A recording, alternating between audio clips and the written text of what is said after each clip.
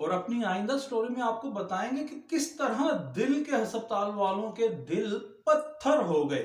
तो कि Punjab institute of cardiology Lahore में कौन सी तारीख में स्टोर में से दवाइयां, स्टंट्स और डिस्पोजेबल आइटम्स चोरी की गई और कितने करोड़ों रुपए की गई। और आपको ये बताएंगे कि ये जो डिस्पोजेबल स्टोर था ये 8 मुख्तलिफ जगहों पे ये घूमता फिरता स्टोर था पंजाब इंस्टीट्यूट ऑफ कार्डियोलॉजी का। और यहाँ पे एक ही उम्र रसीदा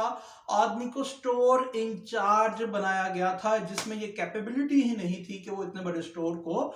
वो जनाब रन अप कर सके। और क्या वजह थी कि क्यों इन्वेंट्री को कंप्यूटराइज रिकॉर्ड क्यों नहीं उसका रखा गया, और ये रिकॉर्ड क्यों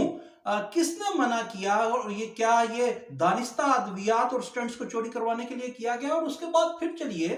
कि सीसीटीवी कैमरास तो इंस्टॉल थे मगर उस वक्त वो नॉन फंक्शनल थे जब ये चोरी की गई, करोड़ों रुपए की अद्वियात और स्टंट्स की। और ये क्या किसी ने जानबूझ के इंटेंशनली वो कैमरास बंद करवाए थे ताकि वो चोरी कर ली जाए। और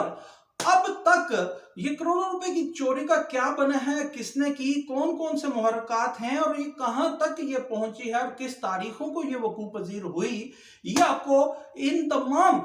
क्या, क्यों, कैसे के जवाबात अपनी आइंदा स्टोरी में बताएंगे। मगर ये बड़ी चश्मकुशा हकीकत है कि पंजाब इंस्टीट्यूट ऑफ कार्डियोलॉजी में मरीज तो दरबदर